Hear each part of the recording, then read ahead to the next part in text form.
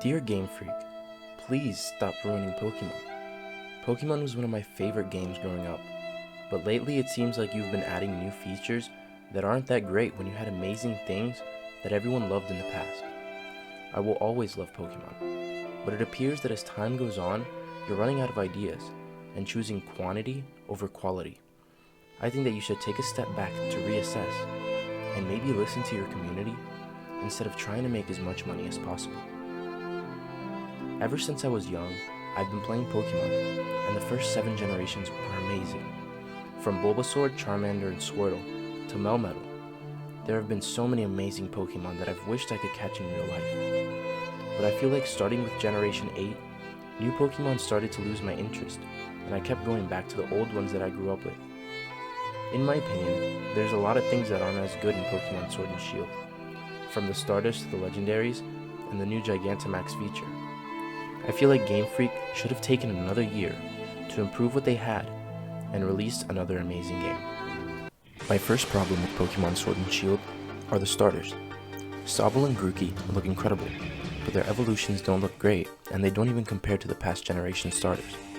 Sobble, which is probably my favorite of the 3 starters and one of my favorite looking water types, left me confused and saddened at how someone could ruin such a cute Pokemon. I think the only one that looks decent is Scorbunny. Next, I could talk about why I don't like this or that random new Pokemon, but I think the one that I have the most problem with is Milcery. Not only do I think that it took no effort at all, but you have to remember that it's not only one person creating the Pokemon.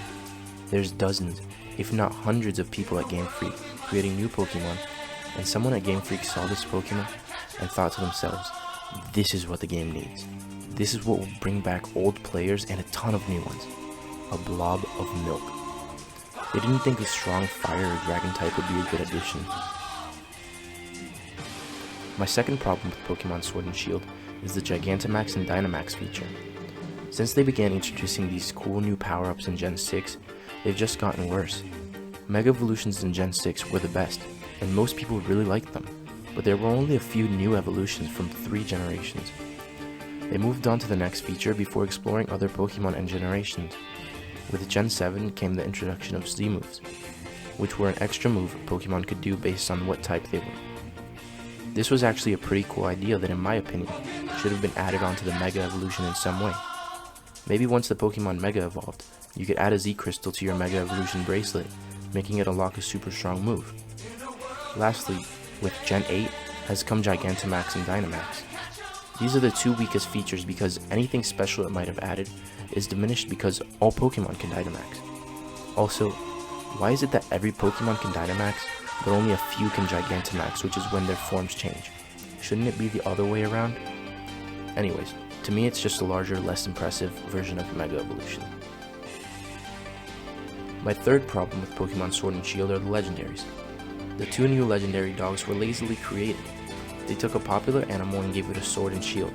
Boom, now you got a game that you can sell twice and claim it's different. The best looking legendary out of the 3 is Eternatus, and it really doesn't fit in with the dogs. Every generation has had a trio, and at least one other legendary or mythical Pokemon, but usually more. This game really doesn't. My fourth problem with Pokemon is that the catchphrase is, gotta catch them all, but you literally can't. And even if you have bought both copies of every game and caught them or traded them all, you can't even trade them over to Pokemon Sword and Shield, because they're not part of the Pokédex. I think that this has always been my biggest issue with Pokemon. They want to make as much money as possible, so they sell you 2 games for every generation by making a few Pokemon exclusive to each game. Now I'm not only going to tell you why I dislike where Game Freak is taking Pokemon, I'm going to tell you what I would do to fix it. My idea is to make 1 game where you can catch them all. Not 2 versions and you have to trade, only 1 game. This game would have a huge open world, and you would be able to see the Pokemon walking around like in Sword and Shield.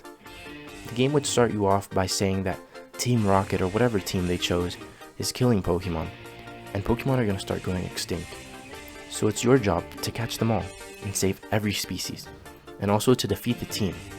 This way you can still catch Pokemon and battle, and there's a story being told.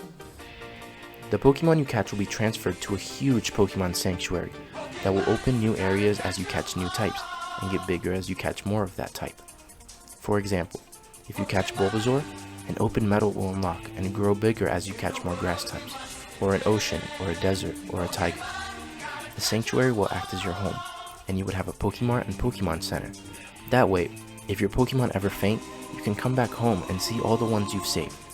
You might be thinking, how will Game Freak make money by only selling one game? And my answer is that they don't have to release all 7 or 8 generations at once. They could start with Gen 1 and slowly add the other generations as DLC. They could add a new generation with a new story and region every 6 to 12 months, which should give them enough time to make a new story, since they already have all the Pokemon. Whether these DLCs should be paid or free is for Game Freak to decide, but I would not mind paying for the DLC as long as it's not another $60. If you agree or disagree with me, let me know in the comments and I'd love to talk about it with you. If you guys enjoyed the video, don't forget to like, comment, subscribe, and turn on post notifications so you'll never miss another video. Thanks for watching, Merry Christmas, and go catch them all.